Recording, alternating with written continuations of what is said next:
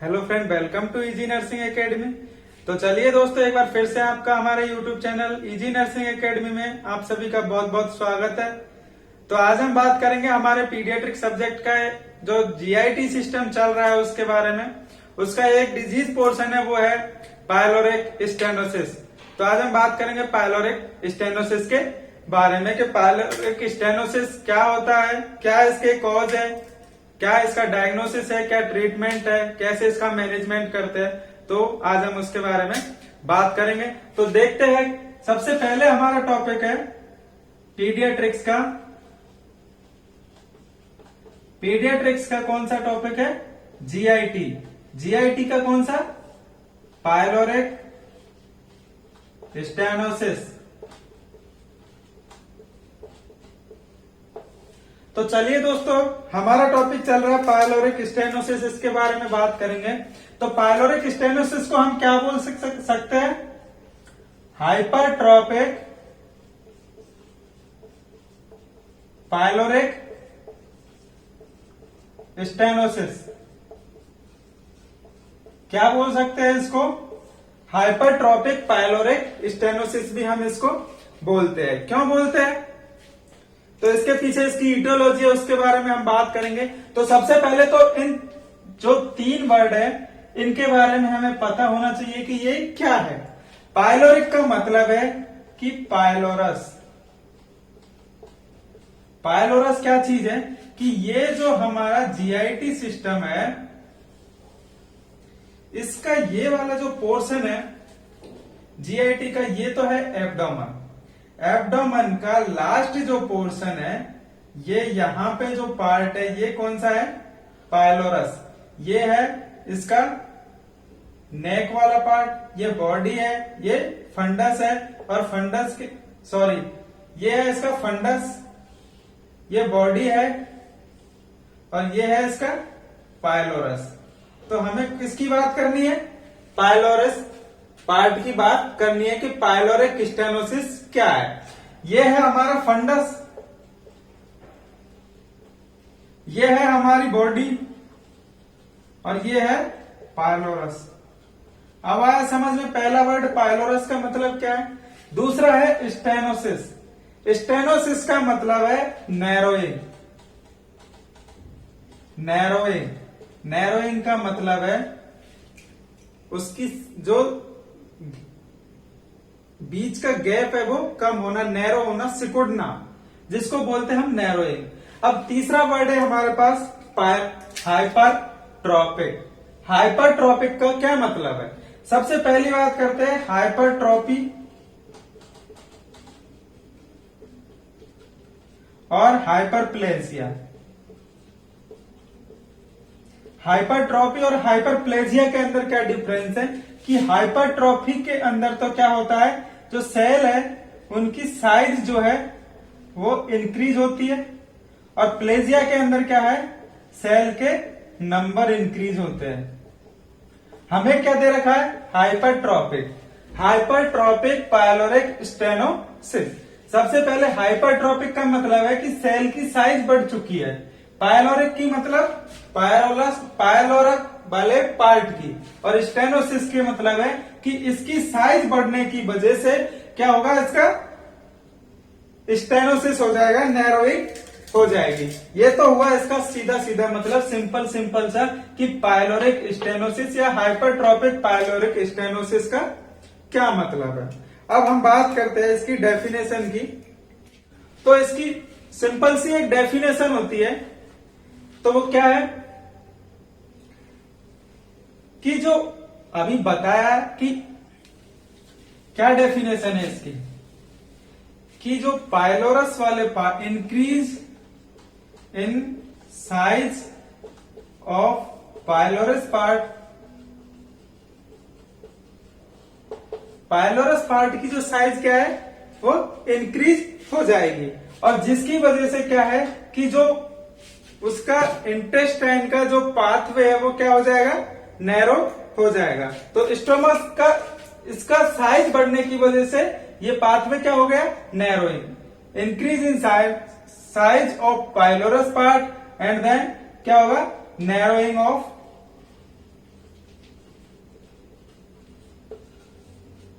Intestine.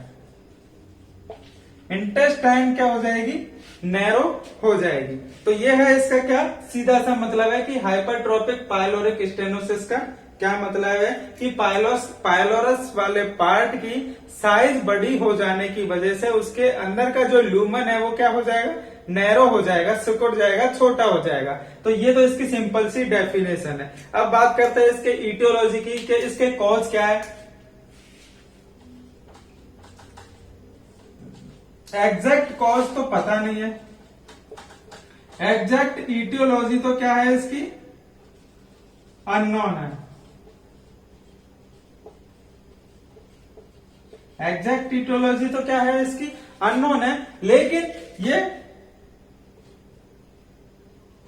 Congenital नहीं है, congenital नहीं है। ये क्या है, हमें जन्म के बाद बाहर से मिलता है या फिर हमें बाहर से देखने को मिलता है। जैसे कि बच्चे का बर्थ हो चुका है, उसके बाद हमें ये जो डिजीज है जो क्या होती है, डेवलप होती है। इसलिए ये क्या है, कंजेनाइटल डिजीज नहीं है। ये कौन सी कंडीशन है, एक्वायर्ड कंडीशन है, एक्वायर्ड कंडीशन है, ना कि कंजेनाइटल है।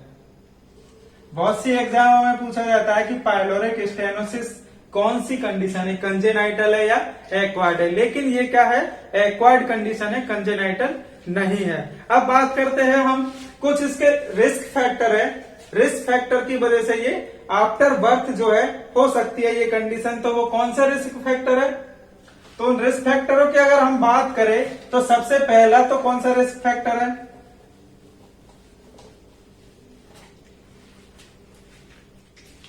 तो हम देखते हैं risk factor. Risk factor, risk factors के अंदर सबसे पहली अगर हम बात करें तो एक ऐसी ड्रग्स है anti epileptic drugs. Anti epileptic drugs अगर हम बच्चे को बर्थ के टाइम पे यूज ले लेते हैं तो क्या होगा, हाइपरट्रोपिक पाइलोरिक स्टेनोसिस देखने को मिलेगा। ये कंडीशन जो है डेवलप हो जाएगी। Anti epileptic drug, anti epileptic drug अगर हम यूज ले लेते हैं बच्चे को तो उस कंडीशन में क्या है, हाइपरट्रोपिक पाइलोरिक स्टेनोसिस की जो कंडीशन है वो देखने को मिल जाएगी। दूसरी ड्रग्स कौन सी है, एरिथ्रोमाइसिन। एरिथ्रोमाइसिन की जो ड्रग अगर हम यूज में ले लेते हैं during the last trimester, during last trimester, last trimester के अंदर अगर कोई प्रेग्नेंट लेडी एरिथ्रोमाइसिन अगर यूज में लेती है तो उस कंडीशन के अंदर बच्चे को क्या पाइलोरिक स्टेनोसिस हो सकता है। और दूसरा एंटी एपिलेप्टिक ड्रग अगर यूज करते हैं तो उस कंडीशन के अंदर भी क्या होगा, पाइलोरिक स्टेनोसिस डेवलप हो सकता है। अब बात करते हैं इसके क्लिनिकल फीचर्स की। तो क्लिनिकल फीचर्स क्या क्या हो सकते हैं, अगर हम नॉर्मली देखें कि अगर इसका जो पाइलोरस पार्ट है, एक डायग्राम बना लेते हैं छोटा सा। अगर ये पाइलोरस पार्ट अगर नैरो हो जाता है तो उस कंडीशन में हमें क्या क्या चीजें देखने को मिलेगी। इमेजिन करते हैं अगर हम सबसे पहला तो क्या होगा, सबसे पहला अगर हम बात करें तो ये वाला पार्ट अगर नैरो हो गया है, ये वाला पार्ट नैरो हो गया है तो यहां से फूड का कंटेंट क्या है, बैक फ्लो में जाएगा। जैसे ही रिगर्गिटेशन या बैक फ्लो होगा तो क्या होगा, सबसे पहला जो इंपॉर्टेंट जो सिम्टम देखने को मिलेगा वो है कौन सा, प्रोजेक्टाइल वॉमिटिंग।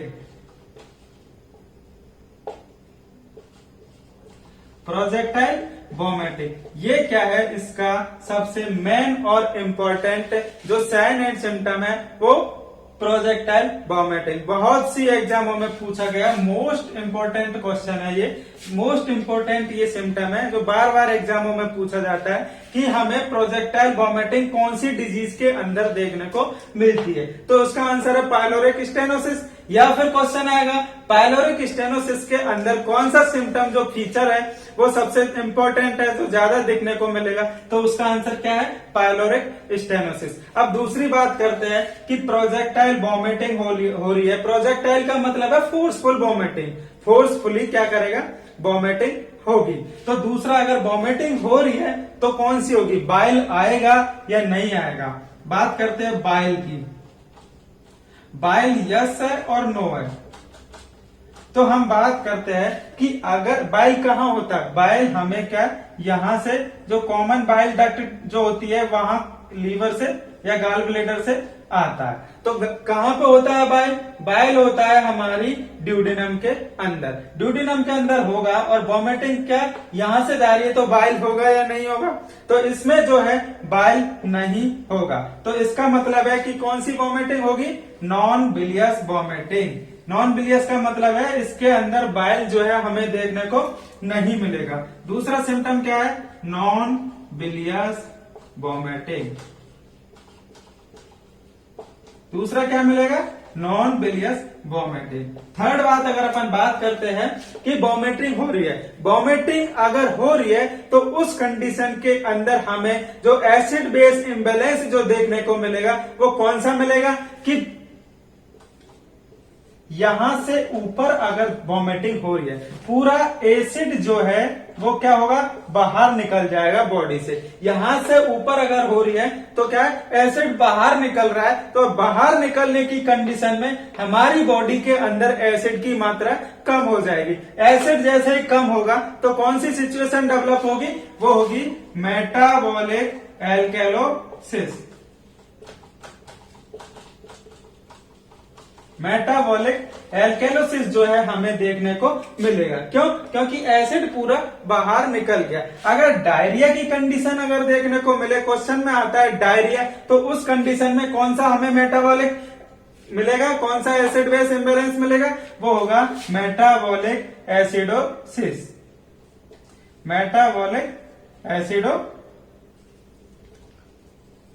कौन सी कंडीशन में, डायरिया के अंदर। डायरिया के अंदर क्या मिलेगा, मेटाबॉलिक एसिडोसिस। तो अब थर्ड जो है हम बात करते हैं फोर्थ सिम्टम की। अगर अपन बात करते हैं, मेटाबॉलिक एल्केलोसिस देखने को मिलेगा, हमें डिहाइड्रेशन देखने को मिलेगा। डिहाइड्रेशन जो है हमें देखने को मिलेगा, fluid and electrolyte, fluid and electrolyte imbalance. क्या होगा, फ्लूइड और इलेक्ट्रोलाइट इम्बैलेंस हो जाएंगे। क्यों हो जाएंगे, क्योंकि डिहाइड्रेशन की कंडीशन यहाँ पे हमें देखने को मिल रही है। उस कंडीशन में क्या होगा, फ्लूइड एंड इलेक्ट्रोलाइट इम्बैलेंस हो जाते हैं। अब बात करते हैं, अगर हम इसका फिजिकल एग्जामिनेशन करें, एब्डोमिनल एग्जामिनेशन करेंगे, तो उस सिचुएशन में हमें क्या चीजें देखने को मिलेगी। अगर हम ऐसे एब्डोमिनल एग्जामिनेशन करते हैं तो वहां पे हमें एक चीज मिलेगी, वो है एक मास मिलेगा जो हमें पाल्पेशन पे मिलेगा, फील होगा। वो कैसी शेप का होगा, ऑलिव शेप मास। ऑलिव शेप मास जो है हमें देखने को मिलेगा। ये फीचर जो है ये भी एक इम्पोर्टेंट फीचर है जो एग्जाम पॉइंट ऑफ व्यू से मोस्ट इम्पोर्टेंट है। ऑलिव शेप मास कौन सी डिजीज के अंदर हमें देखने को मिलेगा अगर हम एब्डोमेन को पाल्पेट करते हैं तो ऑलिव शेप मास किसके अंदर मिलेगा, पाइलोरिक स्टेनोसिस की कंडीशन के अंदर जो है हमें ऑलिव शेप जो मास देखने को मिलता है। अब बात करते हैं इसका, जो पेरिस्टालसिस मूवमेंट जो रहेंगे किस तरह से रहेंगे, visible, visible peristalsis movement. Visible peristalsis जो मूवमेंट जो है हमें देखने को मिलेंगे। विजिबल का मतलब हमें देखने, फील, जो बाहर से हम ऑब्जर्वेशन करेंगे उस टाइम पे भी हमें क्या होगा, हमें देखने को मिलेंगे कि पेरिस्टालसिस मूवमेंट बॉडी के अंदर चल रहे हैं। और उनकी डायरेक्शन कौन सी होगी, वो होगी लेफ्ट साइड से राइट साइड में। लेफ्ट साइड से राइट साइड में जो है हमें ये चीजें देखने को मिलेगी। कौन सी, पेरिस्टालसिस मूवमेंट। पेरिस्टालसिस मूवमेंट किस साइड में होंगे, left to right side. Left side से राइट साइड में हमें पेरिस्टालसिस मूवमेंट जो है देखने को मिलते हैं। तो ये तो हो गए इसके 5 साइन एंड सिम्टम। अब हम बात करते हैं कि अगर किसी को पाइलोरिक स्टेनोसिस की डिजीज हो गई तो हमको कैसे पता लगेगा कि पाइलोरिक स्टेनोसिस हो चुका है। तो उसके लिए हमें क्या करना है, डायग्नोसिस करना है। डायग्नोसिस के लिए सबसे पहला जो है हमारा वो है फिजिकल एग्जामिनेशन। क्या है? Physical examination. एग्जामिनेशन करेंगे तो क्या करेंगे हम? पाल्पेशन करेंगे, एब्डोमिनल पाल्पेशन करते हैं। एब्डोमिनल पाल्पेशन करेंगे तो क्या मिलेगा? ऑलिव शेप मास। हमें क्या मिलेगा? ऑलिव शेप मास जो है हमें देखने को मिलेगा, फील हो जाएगा। दूसरा क्या है? दूसरा है हमारा यूएसजी, जिसको हम बोलते हैं सोनोग्राफी, अल्ट्रा सोनोग्राफी, जिसको हम बोलते हैं यूएसजी से पता चल जाएगा।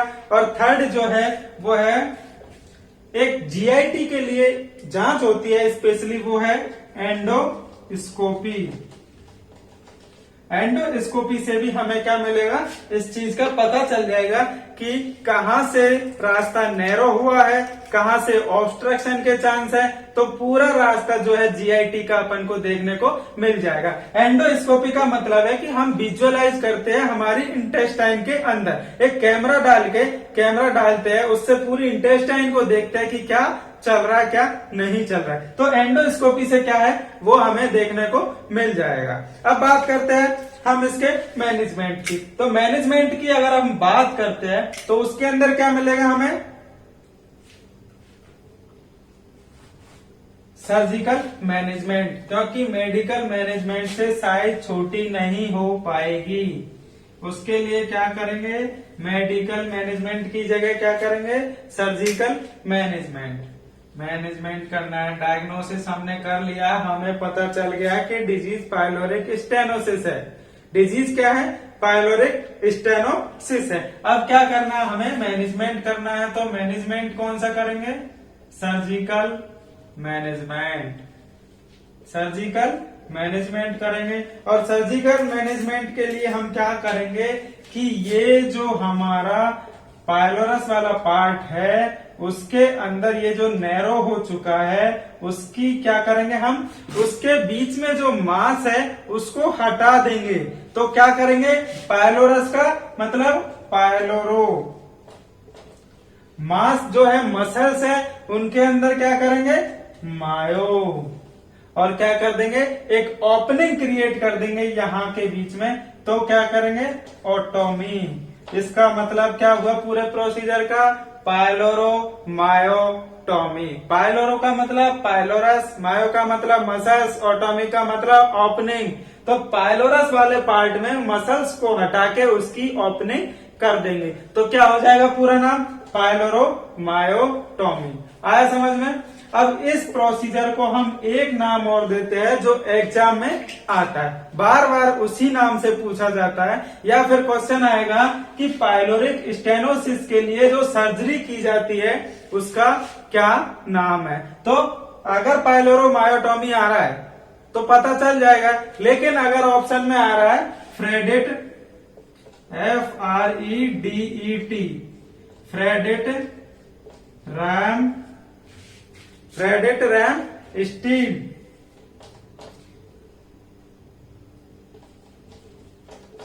क्या नाम है? फ्रेडेट रैम स्टीड प्रोसीजर। अगर हमारे पास आ रहा है पाइलोरोमायोटोमी तो हमें पता चल जाएगा क्या पाइलोरिक स्टेनोसिस का ट्रीटमेंट है। अगर ऑप्शन में आया फ्रेडेट रैम स्टीड प्रोसीजर तो कैसे पता चलेगा? तो हमें ये याद रखना है कि पाइलोरोमायोटोमी का दूसरा नाम क्या है? फ्रेडेट रैम स्टीड प्रोसीजर इसका दूसरा नाम है। पाइलोरोमायोटोमी के लिए ये एक तीसरा इंपॉर्टेंट क्वेश्चन, पहला जो इंपॉर्टेंट है वो है प्रोजेक्टाइल वॉमिटिंग, इसके साइन एंड सिम्टम के लिए। दूसरा है इसका ऑब्जर्वेशन, अगर हम फिजिकल एग्जामिनेशन करते हैं तो हमें देखने को मिलेगा क्या?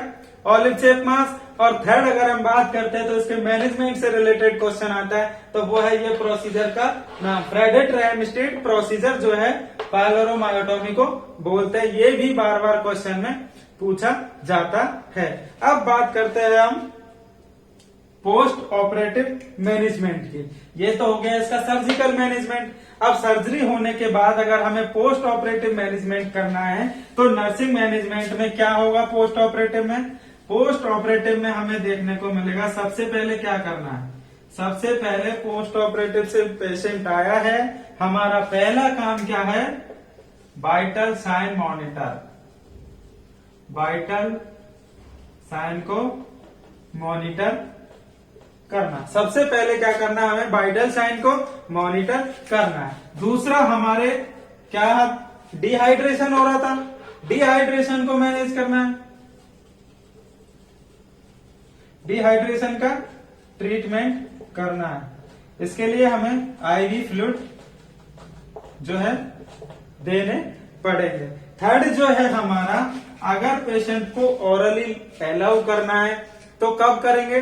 सर्जरी होने के 24 घंटे के अंदर हम कर सकते हैं, with in 24 hours of surgery. Surgery के 24 घंटे के बाद हम क्या कर सकते हैं? ओरली फ्लूइड इंटेक को अलाउ कर सकते हैं। ओरली अलाउ कर सकते हैं कब? With in 24 hours after surgery. Surgery के 24 घंटे के अंदर। सर्जरी के बाद 24 घंटे के अंदर क्या करना है? हमें अलाउ करना है क्या? ओरली लिक्विड अलाउ करना है। ये जो क्वेश्चन है एम्स जोधपुर के अंदर पूछा गया है 2017 के अंदर, कि अगर पेशेंट को पायलोरोमायोटोमी हुई है तो उस कंडीशन के अंदर हमें उसको ओरली फ्लूइड को जो है कब अलाउ करना है? तो वो है with in 24 hour after surgery. Surgery के 24 घंटे के बाद हमें क्या करना है? अलाउ करना है। और क्या करना है? इनिशियली हम क्या कर सकते हैं? Liquid diet. लिक्विड डाइट कब हमें अलाउ करनी है? लिक्विड डाइट हम इनिशियली भी अलाउ कर सकते हैं। जैसे ही सर्जरी हुई है कुछ घंटों के बाद हम उसको लिक्विड फ्लूइड जो है हम दे सकते हैं। उसके बाद ओरल फ्लूइड का जो इंटेक है वो सर्जरी के 24 घंटे के बाद करना होता है। सर्जरी के बाद 24 घंटे के अंदर, सर्जरी के बाद। इसका मतलब समझ नहीं आ रहा क्या है? सर्जरी हुई है उसके बाद करना है 24 घंटे के अंदर, मतलब सर्जरी के 24 घंटे के अंदर हम क्या कर सकते हैं? ओरल फ्लूइड को अलाउ कर सकते हैं। ओरल जो इंटेक है फूड उसको हम अलाउ कर सकते हैं। तो इसमें से अब हम बता देता हूं मेन पॉइंट जो है पीडियाट्रिक्स का इस टॉपिक से रिलेटेड, पायलोरिक स्टेनोसिस से रिलेटेड। तो पहला है हमारा साइन एंड सिम्टम में, वो है प्रोजेक्टाइल वोमिटिंग। सेकंड है हमारा, ये जो इंपॉर्टेंट पॉइंट है वो है सेकंड जो है हमारा ऑलिव शेप मास, वो क्या है हमें देखने को मिलेगा। थर्ड जो है पायलोरो मायोटोमी, फ्रेडेट रैमस्टेड प्रोसीजर। और जो फोर्थ जो है हमारा वो है ओरली फ्लूइड अलाउ कर सकते हैं हम after surgery with in 24 hours के अंदर। ये चार जो है इंपॉर्टेंट क्वेश्चन है, याद रखना है इस पूरे चैप्टर में। और एक और है वो है ये कौन सी कंडीशन है? एक्वायर्ड जो है कंडीशन है, ना कि कंजेनाइटल है। तो चलिए दोस्तों, ये हुआ आज का हमारा टॉपिक। अगर वीडियो अच्छी लगे तो लाइक करना, चैनल को सब्सक्राइब करना, और जिन्होंने नहीं किया है वो जरूर कर लेना, और बेल आइकन को प्रेस कर देना। मिलते हैं नेक्स्ट वीडियो में। और कोई सा टॉपिक अगर चाहिए तो उसके लिए आप कमेंट कर सकते हैं कमेंट में। चलिए, थैंक यू।